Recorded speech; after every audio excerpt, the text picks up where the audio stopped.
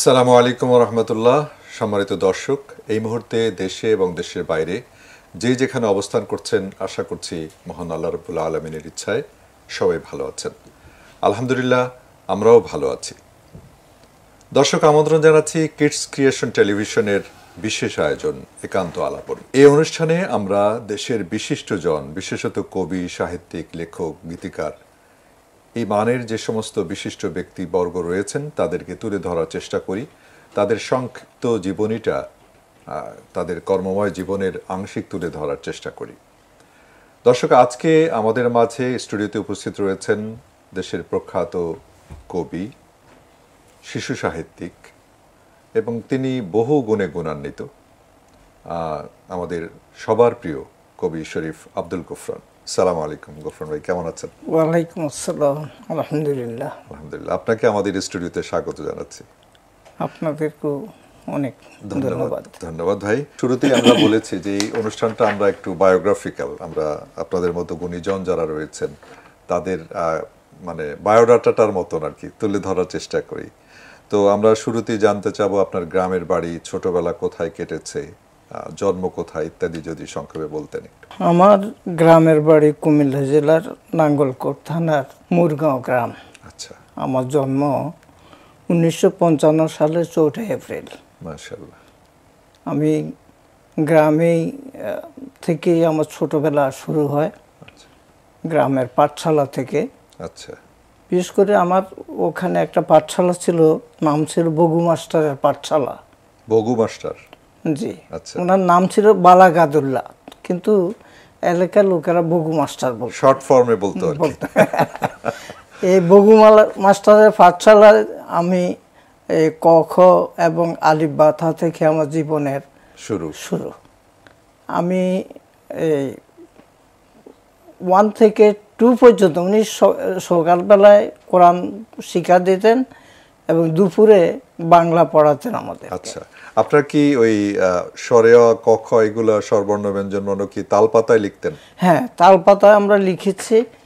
তখন একটা বাঁশের কঞ্চি দিয়ে কালি বানিয়ে আমরা এইভাবে লিখেছি। আমরাও সুযোগ পেয়েছি আলহামদুলিল্লাহ। আচ্ছা, খুব ভালো। আসলে তাহলে এখানে ক্লাস 2 পর্যন্ত পড়েছেন? এখানে ক্লাস 2 পর্যন্ত পড়েছি। এরপরে আমি আমার আব্বা আবার চট্টগ্রাম দারুল উলুমে একসময় শিক্ষক ছিলেন। আচ্ছা। এই সুবাদে তখন আমার বড় ভাইও ওখানে ছিল, আমি তখন চট্টগ্রামে চলে যাই। আচ্ছা। চট্টগ্রামে আমি টাইগার পাস হাই স্কুলে 3, 4, 5 আমি টাইগার পাস হাই স্কুলে পড়াশোনা করি।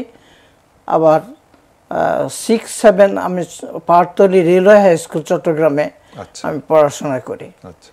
এ সময় 69 চলে আসে, যুদ্ধ শুরু হয়, তখন আমি আবার গ্রামে চলে আসি। আচ্ছা। গ্রামে এসে আমার পড়াশোনা কিছুটা ব্যাঘাত ঘটে। তখন 2 বছর মতো আমার ব্রেক অফ স্টাডি হয়। তখন আমি আমার গ্রামের পাশের স্কুল সন্ধ্যাইল হাই স্কুল নাম ছিল, সেই স্কুলে আমি ভর্তি হই। পরবর্তী নাঙ্গলকোট হাই স্কুলে আমি চলে যাই। নাঙ্গলকোট প্রপার থানা প্রপার স্কুল এটা, কিন্তু নাঙ্গলকোট স্কুল থেকেও আমি ওই ম্যাট্রিক পর্যন্ত পড়তে পারি নাই। আচ্ছা। এক সময় আমি নারায়ণগঞ্জে চলে আসি। আচ্ছা। নারায়ণগঞ্জে এসে সিদ্ধিরগঞ্জ হাই স্কুলে আমি ভর্তি হই। সিদ্ধিরগঞ্জ হাই স্কুল থেকে আমি ম্যাট্রিক পাস করি। আর আমার কলেজ জীবন শুরু হয় আবুজর গিফারি কলেজে। তো আমার অত্যন্ত সৌভাগ্যবান, আমি আমার কলেজে এসে আমি এমন এক ব্যক্তিকে আমার কলেজের প্রিন্সিপাল হিসেবে পেয়েছি যিনি আমাকে আসলে সাহিত্যের সবক দিয়েছিলেন। আচ্ছা। তিনি হলেন দেওয়ান মোহাম্মদ আজরফ। আল্লাহ। উনি তখন ওই কলেজের প্রিন্সিপাল ছিলেন। কোন কলেজ বললেন যেন? সরি, আবুজর গিফারি। আবুজর, এই যে ঢাকা। জি, উনি প্রতিষ্ঠাতা প্রিন্সিপাল ছিলেন এবং উনি তখন আমাকে জানছেন, আমি তাও জানছেন কিভাবে, অরফিয়াস নামে একটা সাহিত্য আড্ডা হতো। এটা শাহাবুদ্দিন আহমেদ নজরুল গবেষক, তিনি এই অরফিয়াসটা চালাতেন। আমি একসময় এই অরফিয়াসের সদস্য ছিলাম, আমি ওখানে যেতাম। ওখানে যাওয়ার পরে আমার সাথে দেওয়ান মোহাম্মদ আজরফের দেখা হলো। আচ্ছা। আচ্ছা। দেখা হওয়ার পর উনি আমাকে কাছে ডেকে নিলেন, ডেকে বললো যে তুমি তো আমার কলেজের ছাত্র, তুমি লেখালেখি করো, এটা তো আমি জানি না। আচ্ছা। তখন থেকে উনি আমাকে বিভিন্নভাবে আমাকে পরামর্শ দিয়েছেন এবং আজব স্যারের জীবনের অনেক গল্প আমাকে শুনিয়েছেন। নারায়ণগঞ্জে আসলেন আপনি এলাকার যে হাই স্কুল থেকে, কারণ কি পরিবার সহ আসছিলেন নাকি এমনি? না, নারায়ণগঞ্জে আসার কারণ হচ্ছে তখন 73 গিয়ে আমি যে স্কুলে ছিলাম সেখানে একটা রাজনৈতিক গোলযোগ হয়। আচ্ছা আচ্ছা। সেই গোলযোগের কারণে কুমিল্লা বোর্ডের ছাত্র ছিলাম আমরা। আমি তখন 9 পড়তাম নাঙ্গলকোট হাই স্কুলে। তখন এই 9 জন ছাত্রকে ওখান কুমিল্লা বোর্ড থেকে আমাদেরকে বহিষ্কার করে। আচ্ছা, বুঝতে পেরেছি। ওকে, ধন্যবাদ। তাহলে আমরা যেটা জানতে পারলাম যে আপনার হাতে খড়ি, সাহিত্যের হাতের খড়ি একজন গুণী, মানে জাতীয় অধ্যাপক যিনি মরহুম, আমরাও স্যারের পরশ পেয়েছি খানিকটা হলেও। ওনার একটা ইন্টারভিউ করার আমার সুযোগ হয়েছিল, ভিজুয়াল ইন্টারভিউ ফররুখ আহমেদের উপরে, এবং আমার মনে হয় বাংলাদেশে ফররুখের উপরে এত বড় ডকুমেন্টারি আর কেউ করার সুযোগ পেয়েছি কিনা জানি না। তখন স্যারকে আমি খুব নিবিড়ভাবে দেখেছি এবং অনেক অনুষ্ঠানে এসেছি। তো এরপরে আপনার আব্বা মা এবং সন্তান সন্ততি পরিবার সম্পর্কে যদি বলতেন। আমার আব্বার নাম হলো মৌলানা কেরামত আলী। জি জি। আমার আব্বা দারুল উলুমের ছাত্র ছিলেন এবং ওখান থেকে উচ্চশিক্ষা গ্রহণের পর উনি ওখানে শিক্ষক ছিলেন। পরবর্তীতে আমার আব্বা গ্রামে এসে উনি সামাজিক কাজে জড়াই পড়লেন। উনি ইউনিয়ন পরিষদের চেয়ারম্যান ছিলেন। মাশাআল্লাহ। আমাদের ইউনিয়ন হলো সাবেক প্রধান বিচারপতি আহমদ হোসেনের ইউনিয়ন। আমাদের কাছাকাছি ওনাদের বাড়ি, আমাদের পারিবারিক সম্পর্ক ছিল একসময় ওনাদের সাথে। আব্বা আম্মা কি বেঁচে আছেন? আমার আব্বা আম্মা বেঁচে নেই। ভাই বোন কয়জন আপনারা? আমরা 3 ভাই 2 বোন। সবাই বেঁচে আছেন? না, আমার ভাইরা কেউ বেঁচে নেই। ও, ইন্না লিল্লাহি। বোনদের মধ্যে একজন নেই। আচ্ছা আচ্ছা। তার মানে আপনি হলো সবার কি বড় নাকি? আমি সবার ছোট। আচ্ছা, আপনি আছেন আর বোন একজন আছে। জি, আলহামদুলিল্লাহ। তো সন্তান, আপনার পরিবার, ভাবি তো আছেন, আর ছেলে মেয়ে কয়জন? আমার মেয়ে নেই, 3 ছেলে। আচ্ছা, ওনারা কোথায় কি করছে? বড় ছেলে বিজিএম এর উপর ডিপ্লোমা করছে, মেজো ছেলে এলএলবি তে অনার্স মাস্টার্স, ছোট ছেলে অনার্স মাস্টার্স করছে, এই বছরই শেষ করলো। আচ্ছা আচ্ছা, মাশাআল্লাহ। তো এখন কর্মজীবনে জন্য সবাই একটু ভালো কর্মজীবনের জন্য চেষ্টা করছে, কিন্তু এমনিতেই অন্তত পক্ষে আমাকে সহযোগিতা করার মতো অবস্থা হয়েছে। আচ্ছা, এরপরে আমাদের যে প্রশ্ন ছিল যে আপনার হাতে খড়ি, সাহিত্য চর্চার হাতে খড়ি কিভাবে, সেটা তো অলরেডি জেনে গেলাম। তো আপনি শিশু সাহিত্য, কবিতা, গান, তারপরে গবেষণা, নানাবিধ কাজ করছেন, সম্পাদনার কাজের সাথেও জড়িত আপনি, এবং বাংলাদেশের সবচেয়ে বহুল প্রচারিত একটি শিশু পত্রিকা ফুলকুড়ি আসর, এটার সাথেও আপনি কাজ করেছেন। কোন ক্ষেত্রটাকে আপনি বেশি আনন্দ পেয়েছেন কাজ করে, লেখালেখির কোন জায়গাটায়? আসলে আমি খুব বেশি ছড়া কবিতা পড়তাম ছোটবেলায়। আমি যখন স্কুলে, প্রাইমারি স্কুলে পড়তাম তখন থেকে। হাই স্কুলে ওঠার পরে আমার 1968 সালে আমার মনে পড়ে যে আমার একটা কবিতা, ছড়া কবিতা, এটা আমি দেখলাম যে আমার আশেপাশে অনেক বন্ধু বান্ধবরা তখন লেখালেখি করছে। আমিও তখন এই লেখালেখি করার কারণে তখন আজাদ পত্রিকা খুব সারা বাংলাদেশে খুব বেশি জনপ্রিয় ছিল। আমি পাকিস্তান পিরিয়ডে 68-তে, তখন আমি আমার এই লেখাটা আজাদ পত্রিকাতে একদিন পাঠালাম। আমার বড় ভাই পাঠাই দিয়েছেন যেটা ডাকে। পরে দেখি কিছুদিন পরে দেখলাম যে আজাদ পত্রিকা আমার এই লেখাটা ছাপা হয়েছে। জাগরে নবীন, জাগরে কিশোর, জাগরে তরুণ দল, সত্য ন্যায় জান্ডা নিয়ে এগিয়ে তোরা চল। ঠিক এভাবে আমার প্রথম জীবনের প্রথম লেখা। পুরাটা কি মুখস্থ আছে? জি আছে। একটু শোনান না। এই কিশোর কবিতাটার নাম আমার ঠিক খেয়াল নেই এখন, তবে কিছুটা মনে আছে। জাগরে নবীন, জাগরে কিশোর, জাগরে তরুণ দল, সত্য ন্যায় জান্ডা নিয়ে এগিয়ে তোরা চল, অসত্য আর অনাচারে দেশ গেছে সব ছেয়ে, লক্ষ মানুষ মরছে দেখো ত্রাণ শিবিরে গিয়ে, অন্নহারা বস্ত্রহারা বুভুক্ষদের দল, এক মুষ্টি অন্নের লাগিয়ে ঘুরছে অনর্বল, মানুষ হয়ে পশুর খাদ্য নিচ্ছে মুখে তুলে, ত্রাণকর্তা আশ্বাস দিচ্ছে খাদ্য দিবে বলে, শাসক হয়ে শোষণ করা এসব যাদের নীতি, রুখতে তাদের হবেই হবে যতই আসক ভীতি। বাহ বাহ বাহ, কে আবাদ। যদিও আপনি অনেকটা শিশু সুলভ ভাবে পড়েছেন, কিন্তু কথাগুলো অনেক শক্তিশালী, অনেক শক্তিশালী। আপনি জালেমের বিরুদ্ধে রুখে দাঁড়ানোর কথা বলেছেন, অন্যায়ের বিরুদ্ধে প্রতিবাদের কথা বলেছেন ইত্যাদি। কি ওই সময় কি কোনো দুর্ভিক্ষ বা এরকম ওই কিছু সময় দুর্ভিক্ষ মানে এর পরেই তো স্বাধীনতা যুদ্ধ শুরু হয়ে গেছে। জি জি, বুঝতে পেরেছি। 69-এর কথা এটা। 69 ওকে, ধন্যবাদ। আচ্ছা গোফরান ভাই, আমরা আপনার জানি অনেকগুলো বই দর্শক আপনারা এখানে দেখতে পাচ্ছেন, আমাদের টেবিলে আছে। এখানে ওনার যে যতগুলো বই প্রকাশিত হয়েছে তার আংশিক আমি একটা ডাটা আপনাদেরকে দিচ্ছি। শরীফ আব্দুল গফরান ভাইয়ের কাব্যগ্রন্থ রয়েছে 3টা প্রকাশিত, প্রবন্ধ গ্রন্থ 1টা, জীবনী গ্রন্থ 3টি, গল্প গ্রন্থ 3টা, গানের বই আছে 1টা। এখানে আপনাদেরকে আমি কিছু বইয়ের স্যাম্পল দেখাতে চাই। কাব্যগ্রন্থ নাও নদী নীল আকাশ কাব্যগ্রন্থ, তারপরে কাব্যগ্রন্থ আরেকটি রয়েছে কেঁপে ওঠে মায়াবী চাঁদের মুখ। এরপরে শিশুদের জন্য এটাও তো কাব্যগ্রন্থ মনে হয়, তাই না? না, এটা গল্পের বই চাঁদের হাসিতে কান্না ঝরে। দেখেন কত সুন্দর মনোরম প্রচ্ছদ, শিশু সুলভ। এরপরে রয়েছে ফুলে ফুলে প্রজাপতি, এটা ঝিঙ্গে ফুল থেকে প্রকাশিত হয়েছে। ঠিক আছে। এরপরে দেখেন নিচে আছে সবার প্রিয় সানাউল্লাহ নুরি ভাই। সানাউল্লাহ নুরি একজন বিখ্যাত সাংবাদিক এবং লেখক ছিলেন, এবং ফুলকুড়ি আসরের এককালীন সভাপতি ছিলেন তিনি, তাকে নিয়ে লেখা এটা।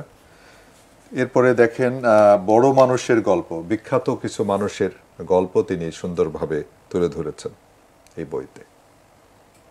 ওকে, অনেকগুলো বই আছে, আপনারা এই বইগুলো সংগ্রহ করবেন। এখানে আছে ছোটদের ফারুক, আমারই প্রথম লেখা, এটা প্রথম বই ছোটদের কিশোর মানে ফরুক আহমেদকে নিয়ে কিশোরদের উপযোগী, এটাই প্রথম বই ফরুকের, ছোটদের ফারুক।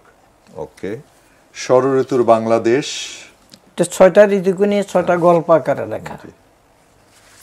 তারপরে রয়েছে সুবাসিত ভোর। আমার কবিতা থেকে যদি আপনার কণ্ঠে আমি আচ্ছা চেষ্টা করছি, আমি কবিতা শুনলে আমার কাছে ভালো লাগতো। আমি চলে, আপনি যেহেতু ছড়া লেখে বেশি স্বাচ্ছন্দ্য বোধ করেন, আপনি বললেন আপনার কথায়ও, আর আমরা আপনার ছড়ার সাথেই বেশি পরিচিত। হ্যাঁ, আমি একটা ছড়া নজরুলকে নিয়ে লেখা, এটা একটু পড়ছি। মন চলে যায়। একটি ছেলের মিষ্টি হাসি, ঝাঁকড়া কালো চুল, দেখলে সবাই হেসেই বলে এই তো সে নজরুল। হাসতে পারে মিষ্টি সুরে, গাইতে পারে বেশ, আলোয় আলোয় ভরতে পারে, মিষ্টি কথা বলতে পারে, একটু নেই মনের ভিতর অহংকারের লেশ। গোলাপ ফুলের গন্ধে ভরা, হাসনা হেনা ফুলের তোড়া, মোরাল বাঁশির সুর, গান কবিতা লিখতে গেলে মন চলে যায় বিলে ঝিলে, যেথায় সমুদ্র। গানে গানে কয় যে কথা, নদীর জলে পদ্ম পাতা, ফুল পাখিদের গান, তার কবিতায় ফুটে ওঠে দোয়েল শ্যামা বকের ঠোঁটে, জুড়ায় সবার প্রাণ। তার মুখেতে ফুটে যত পূর্ণিমার ওই চাঁদের মতো ফুটন্ত এক ফুল, দেখলে সবাই হেসেই বলে এই তো সে নজরুল। দেখলে সবাই হেসেই বলে এই তো সে নজরুল। বাহ, কি চমৎকার লিখেছেন, জাযাকাল্লাহ। আরেকটা ছড়া আছে, ছোট্ট ছড়া, এটা ভাষাকে নিয়ে, কি চমৎকার, দর্শক খেয়াল করুন। কোন ভাষাতে, কোন ভাষাতে মাকে ডাকি, কোন ভাষাতে গান, কোন ভাষাতে বললে কথা, জুড়ায় সবার প্রাণ। কোন ভাষাতে আল্লাহ ডাকি, কোন ভাষাতে নবী, কোন ভাষাতে মাল্লা মাঝির কথা লিখেন কবি। সেই ভাষাটি বাংলা ভাষা, খোদার সেরা দান। ভাষার জন্য শহীদ যারা, রাখবো তাদের মান। ভাষার জন্য শহীদ যারা, রাখবো তাদের মান। চমৎকার, চমৎকার লিখেছেন, জাযাকাল্লাহ গফরান ভাই। আমরা দর্শক কিছুটা বিনোদন করলাম, আপনাদেরকে কবির সৃষ্টি সম্পর্কে জানানোর চেষ্টা করলাম। তো এবারে আমরা আবার আলোচনায় আসি। আপনার কাছে এবারে জানতে চাবো যে আপনার প্রশ্ন ছিল যে আপনি কোন বিষয়ে বেশি স্বাচ্ছন্দ্য বোধ করেন, লেখালেখির কোন সাইডে, এটা যদি একটু বলতেন। আসলে আমি লেখালেখি আসলে কবিতা বলেন, ছড়া বলেন, যত কিছু বলেন, ছড়া দিয়ে আসলে সাহিত্য শুরু হয়েছে। ছড়াই পরবর্তীতে আস্তে আস্তে কবিতা হয়, কবিতা থেকেই গান হয়। আপনার তো একটা গানের বইও আছে। জি আছে। কি যেন নাম? তোমার নামে মধুর গানে হৃদয় ভরে যায়। বাহ, খুব চমৎকার একটি শিরোনাম দিয়েছেন। এটা চমৎকার একটা গান আছে। জি, এই তোমার নামে মধুর গানে হৃদয় ভরে যায়, তোমাকে পড়ে গো মনে ভোরের হাওয়ায়। বাহ, এটা নওশাদ মাহফুজ সম্ভবত প্রথম গিয়েছিল না? এই গানটা অনেকেই কণ্ঠ দিয়েছেন, একসময় লিটন হাফিজও সুর দিয়েছেন, আব্দুল লতিফও সুর দিয়েছেন। আচ্ছা আচ্ছা। প্রথম শিল্পী আমার যতটুকু মনে পড়ে নওশাদ মাহফুজ এই গানটা উনি ক্যাসেটবদ্ধ করেছিলেন, স্পন্দন থেকে রেকর্ডিং হয়েছিল এটা, আমি যতটুকু জানি। ওকে, আমরা জানতে পারলাম। এবারে আপনার সাংস্কৃতিক পথ চলা শুরু কিভাবে আমরা কিছুটা জানলাম, হাতে খড়ি কিভাবে। তা আপনি যে ফুলকুড়ি জাতীয় শিশু কিশোর সংগঠন, সেখানে সম্পৃক্ত হলেন কিভাবে? আমি আসলে যখন সিদ্ধিরগঞ্জ আসলাম, এরপরে সিদ্ধিরগঞ্জ থেকে ঢাকাতে চলে আসলাম কলেজে পড়ার জন্য। এখানে আসার পরে আমি আসলে আগের থেকেই সাংস্কৃতিক মনা ছিলাম, যেহেতু স্কুল জীবন থেকে আমার সাহিত্য শুরু হয়েছে।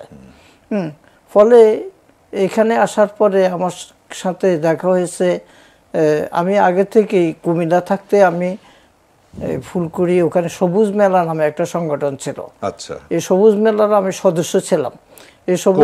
কুমিল্লায় এই সবুজ মেলার পরিচালক ছিল নাজমুল, নাম ছিল নাজমুল। ঢাকা বিশ্ববিদ্যালয়ে নাজমুলকে হত্যা করা হয়েছিল। কেউ কেউ বলেছেন নাজমুল ফাঁসি দিয়ে ঢাকা ইউনিভার্সিটি হলে উনি আত্মহত্যা করেছেন। এই নাজমুল ছিল সবুজ মেলার পরিচালক। আসলে সবুজ মেলা একসময় ফুলকুড়ি নাম ছিল শাহিনপুর। এই শাহিনপুর তখন কুমিল্লাতে ছিল সবুজ মেলা, ঢাকাতে ছিল চিটাগঙ্গে ছিল জিঙ্গে ফুল, সিলেটে ছিল গোলাপকুড়ি, ঢাকাতে ছিল দিশারি, এরকম বিভিন্ন ডিস্ট্রিক্টে এর নাম ছিল। তো আমি যখন ঢাকায় আসলাম তখন দেখলাম যে সেই ফুলকুড়ি আবার নতুন করে জন্ম নিচ্ছে। ফুলকুড়ির উদ্বোধনী অনুষ্ঠানের দাওয়াত আমি পেয়েছিলাম। নাজমুলের ভাই ছিল একজন জাহিদ ভাই নাম ছিল, উনি শিল্পী ছিলেন। উনি শিল্পী ছিলেন, সাইমুমের শিল্পী ছিলেন উনি। এখন যত সম্ভব আমার ধারণা উনি ইরানের কোনো এক বেতারের সাথে কাজ করেন। কার কথা বলছেন এটা? জাহিদ। আচ্ছা। জি। তো জাহিদ আমাকে ফুলকুড়ি প্রতিষ্ঠা উপলক্ষে অনুষ্ঠানে এলিফ্যান্ট রোডে, নিউ এলিফ্যান্ট রোডে আমাকে নিয়ে যায়। এইভাবে আমি ফুলকুড়ির সাথে সম্পৃক্ত, এবং ফুলকুড়ির সাথে কাজ করতে করতে আমি আসলে একসময় আমি মতিউর রহমান মল্লিক ভাইয়ের একটা সংগঠন ছিল তখন, সাহিত্য সংস্কৃতির। মল্লিক ভাই সভাপতি ছিল, আমি সেক্রেটারি ছিলাম। ওখানে মূলত বুদ্ধিজীবীরাই, বড় বড় বুদ্ধিজীবীরা অংশগ্রহণ করেছেন। সেখানে মাহবুবুল হক ছিল, আরো অনেকেই গুণীজনরা ছিলেন, জয়নুল আবেদিন আজাদ, তারপরে এরকম অনেক গুণীজনরা ছিলেন। ওকে, তাহলে আমরা জানতে পারলাম যে আপনি ফুলকুড়ির মাধ্যমে যখন একীভূত হলেন ফুলকুড়ির সাথে, তারপরে মূলত আপনার সাহিত্য চর্চা আরো বেগ আসলো, গতি পেল, তাই তো? ওকে, ধন্যবাদ। আপনি তো গান সংখ্যা কতগুলো হবে? আমার আসলে কোন গানটি বেশি আপনার কাছে ভালো লেগেছে? আমার গান সংখ্যা তো আসলে আমি গানের চিন্তা করে লেখা শুরু করিনি। আমার কোন শিল্পীরা বলেছেন, যারা কণ্ঠ দেন, ওনারা বলেছেন সুর দেন, আমার বলছেন যে আমার কিশোর কবিতাটাই গান। আমি আসলে লিখেছি কিশোর কবিতা, তো কিশোর কবিতা লিখতে গিয়ে গান হয়ে গেছে। তো এটা আমি সংখ্যা বলা খুবই মুশকিল। আমার তার মানে অসংখ্য, আমার অসংখ্য আছে। এর মধ্যে আমার গানের বইটাতে প্রায় 50-এর মতো গান বাছাই করা, এটা বের হয়েছে। আর আমার অগণিত গান এখনো আছে। আর বই হওয়ার আগেও অনেক গান আমার শিল্পীদের কণ্ঠে বেজেছে। বিভিন্ন প্রযোজনা প্রতিষ্ঠানের মাধ্যমে। জি ধন্যবাদ। আমি আপনার এই গানগুলোর সম্পর্কে আমিও কিছুটা জানি, অনেকগুলো গান আপনার রেকর্ডিং করারও সুযোগ আমার হয়েছে আলহামদুলিল্লাহ। এরপরে যেহেতু আমরা বলেছি আগে যে এখানে লম্বা আলোচনা করার জন্য আমাদের এরকম সুযোগ নাই, আমাদের এই যে নতুন প্রজন্ম জেন জি, হ্যাঁ, তারপরে জেন আলফা, কত কিছু নাম হচ্ছে এখন, তাই না? এই যে বর্ষা বিপ্লব হলো, জুলাই গণ অভ্যুত্থান, ছাত্র গণ অভ্যুত্থান হলো, তো এই যে এরা তো একসময় আমরা বলতাম যে বর্তমানে এই প্রজন্ম হচ্ছে ফার্মের মুরগি, এরা কিছু পারবে না, এদের দিয়ে কিছু হবে না, হতচ্ছাড়া টাইপের। তো এরাই কিন্তু অবশ্যই দেখা গেল যে অন্যায়ের বিরুদ্ধে রুখে দাঁড়ালো, যেটা রাজনৈতিক দলগুলো পারে নাই। কিন্তু ছাত্ররা যখন নেমে আসলো, সকল শ্রেণী পেশার মানুষ তাদের সাথে একীভূত হলো। এই নতুন প্রজন্মের সম্পর্কে যদি আপনি কিছু বলতেন। আমি নতুন প্রজন্মকে বলবো আসলে অতীত থেকে শিক্ষা গ্রহণ করে ভবিষ্যৎ পথ রচনা করার জন্য। Very good. হ্যাঁ, তাহলেই আমরা যে নতুন বাংলাদেশের স্বপ্ন দেখি, আমরা নতুন বাংলাদেশকে সুন্দরভাবে আমরা গড়তে পারবো। এবং আমাদের এই শিশু কিশোররা যারা এখন তরুণ, তারাও তাদের এই কর্মকাণ্ড বিকশিত হবে। রাইট। তো এইখানে আপনার সাথে আমি একটু সম্পৃক্ত করতে চাই, যুক্ত করতে চাই, সেটা হলো যে আমাদের এই নতুন প্রজন্ম, যেটা একটু আগে আমি বলছিলাম যে বলা হতো ফার্মের মুরগি, তারাই একটা বড় অসম্ভব কাজকে সম্ভব করে দেখালো, যেটা পৃথিবীময় এটা স্বীকৃতি পেল। কেউ কেউ বলেন বর্ষা বিপ্লব ইত্যাদি নামে অভিহিত করে থাকেন। তো এদেরকে যদি রাষ্ট্র, সমাজ, পরিবার যদি সঠিক গাইডলাইনটা আমরা দিতে পারি সবাই মিলে, যদি একটা ছেলে, একটা তরুণ যদি ইউনিভার্সিটি পাশ করে বের হওয়ার পর তাকে কর্মক্ষেত্রটা আমরা দিতে পারি, সেই পরিবেশটা দিতে পারি, তাহলে আমাদের মেধাগুলো বাইরে চলে যাবে না। আমাদের এখনকার অনেক মেধাবী ছেলেরা আমেরিকা, ইউকে, বিভিন্ন দেশে গিয়ে ভালো ভালো পদে জব করছেন, মানে আমাদের মেধাটা কিন্তু অন্য দেশে সার্ভিস দিচ্ছে।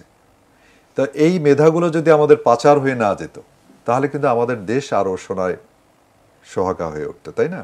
তো এই জন্য আমাদের মনে হয় এই ক্ষেত্রে একটু দায়িত্ব পালন করতে হবে, যারা রাষ্ট্র চালান এবং সমাজপতি যারা রয়েছে। কি বলেন? তা তো অবশ্যই, ওটাই তো হলো একটা জাতিকে গঠনের জন্য আমাদের এই তরুণ সমাজকে আমরা কর্মঠ করে তোলা এবং এদেরকে কর্মসংস্থানের ব্যবস্থা করা এবং ওরা যে শিক্ষা গ্রহণ করবে সেটাকে কার্যে পরিণত করার জন্য সুযোগ করে দেওয়াটাই তো হলো আমাদের নাগরিকদের এবং সরকারের দায়িত্ব। জি, সমাজপতি এবং যারা নেতৃস্থানীয় পর্যায়ে রয়েছে তাদের দায়িত্ব।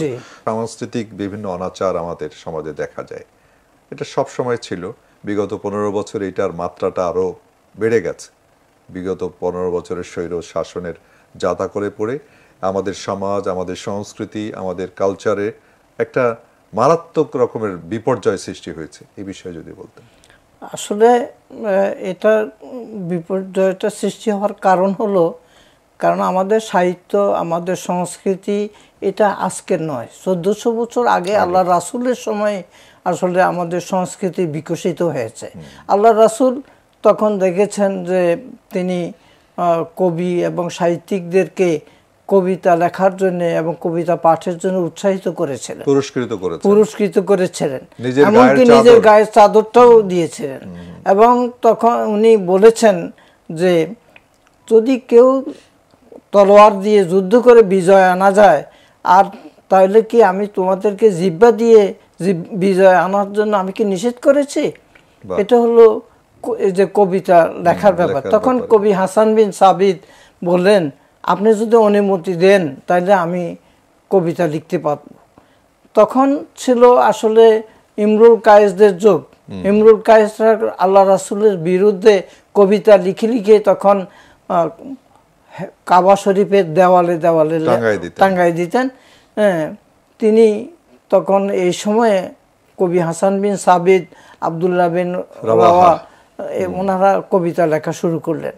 আসলে তখন সাহাবাদের মধ্যে অনেকে, হযরত আবু বকর রাদিয়াল্লাহু কবি ছিলেন, হযরত আলী রাদিয়াল্লাহু শ্রেষ্ঠ কবি ছিলেন, হযরত উসমান রাদিয়াল্লাহু তিনি কবি ছিলেন না, কিন্তু উনি কবিতার অনেক সমালোচক ছিলেন, বড় পৃষ্ঠপোষক ছিলেন। পৃষ্ঠপোষক ছিলেন। আল্লাহ রাসূল কবি ছিলেন না, কিন্তু আল্লাহ রাসূল কবিতা উনি সংশোধন করে দিতেন এবং কবিতার ব্যাপারে পরামর্শ দিতেন।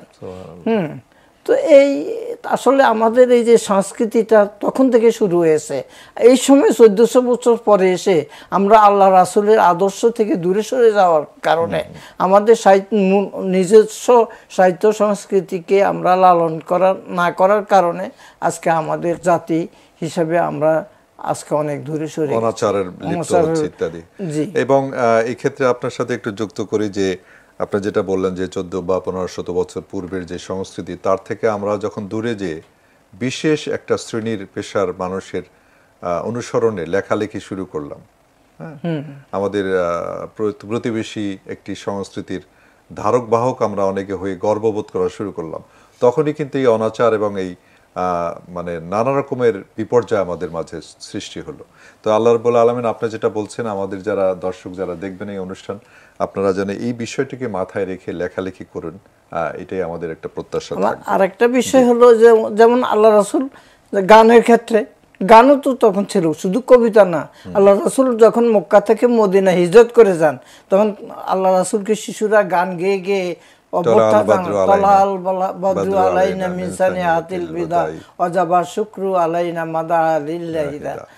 এটা আসলে এটাই তো হলো আমাদের সংস্কৃতি।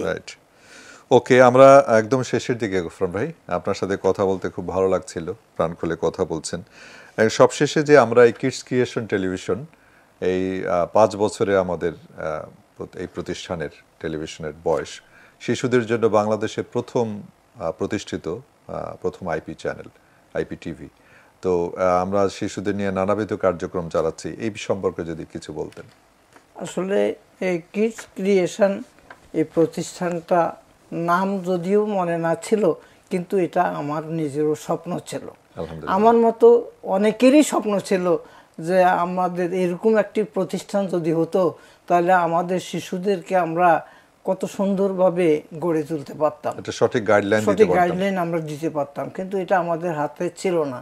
কিন্তু আলহামদুলিল্লাহ, আল্লাহর শুকর আদায় করি যে এই সময়ে আপনারা যারা এই প্রতিষ্ঠার সাথে জড়িত হয়ে শিশুদেরকে আদর্শ নাগরিক গড়ার কাজে যে আপনারা হাত দিয়েছেন এবং এই প্রতিষ্ঠা করেছেন, আমি অনেক ধন্যবাদ জানাই। আমি মনে করি আমার এই স্বপ্ন, আমার যে স্বপ্ন ছিল, এই স্বপ্ন পূরণ হয়েছে। আলহামদুলিল্লাহ, আলহামদুলিল্লাহ। আপনি শুনে খুশি হবেন, এখন আমাদের টোটাল সামাজিক সোশ্যাল মিডিয়াতে আমাদের কয়েক মিলিয়ন এখন আছে, ফলোয়ার আছে টোটাল সামাজিক মিডিয়া। আমরা এখানে ইউটিউব আছে, ফেসবুক আছে, টিকটক আছে, ইনস্টাগ্রাম আছে, আমাদের চ্যানেল একাধিক আছে, ইউটিউবের ইত্যাদি চ্যানেলগুলো। তো আর একটি আমাদের 3D একটা সিরিজ হচ্ছে, আব্দুল্লাহ সিরিজ, কার্টুন সিরিজ, এটা প্রচুর ভিউ, দর্শক দেখছে। আমরা কুইজ শো করছি, আমরা লাইভ অনুষ্ঠান করছি। এই যে আপনি যেটা বললেন, আশাবাদ ব্যক্ত করেছেন, আশা করি আমাদের এই লাইভ অনুষ্ঠানগুলো থেকে দেখা যাচ্ছে অনেক উপস্থাপক তৈরি হচ্ছে। দোয়া করেন আমরা যেন আগামীতে সংবাদ পাঠে, অতি সম্প্রতি আমরা সংবাদ পাঠ আবৃত্তি উপস্থাপনের উপর একটা কোর্স করলাম 2 মাস ব্যাপী। এই কোর্স থেকে আমরা কিছু বাচ্চা পেয়েছি, এদেরকে নিয়ে আমরা ইনশাল্লাহ আগামীতে আল্লাহ যদি সুযোগ করে দেন রমজানের পরবর্তীতে হয়তো সংবাদের দিকেও যেতে পারবো। আপনাদের দোয়া থাকবে। গফরান ভাই, আপনি ব্যস্ত থাকেন লেখালেখি নিয়ে, আপনি আমাদেরকে আহ্বানে সাড়া দিয়ে স্টুডিওতে এসেছেন, এই জন্য আপনাকে অসংখ্য ধন্যবাদ। আল্লাহ রাব্বুল আলামিন আপনার এই কথাগুলোকে কবুল করুন, আপনার এই সময়টুকু কবুল করুন। আপনাকেও ধন্যবাদ এই সুন্দর প্রোগ্রামটা করার জন্য, আমি অত্যন্ত আনন্দিত। ধন্যবাদ আপনাকে। দর্শক, আজকের একান্ত আলাপন অনুষ্ঠানে আমাদের মাঝে উপস্থিত ছিলেন প্রখ্যাত কবি, গবেষক, লেখক, শিশু সাহিত্যিক কবি শরীফ আব্দুল গফরান। আমরা তার কাছ থেকে তার ছোটবেলা, বেড়ে ওঠা, লেখালেখি কিভাবে শুরু, সম্পাদনা কিভাবে করেছেন, তার জীবনের নানা দিক তুলে ধরার চেষ্টা করেছি সংক্ষিপ্ত পরিসরে। অনেকগুলো বই দেখতে পাচ্ছেন, গানের বইও রয়েছে। এই বইগুলো আপনারা যারা আজকে শুনলেন, জানলেন, এইগুলো সংগ্রহ করবেন, আপনাদের শিশুদেরকে এই শিশু সাহিত্যগুলো সম্পর্কে পরিচিত করবেন, কবিতা তাদের পড়াবেন। আল্লাহ রাসূল সাল্লাল্লাহু আলাইহি ওয়াসাল্লাম বলেছেন, তোমরা যদি তোমাদের সন্তানদের কণ্ঠস্বরকে সুন্দর করাতে চাও, তাহলে কবিতা পড়াও।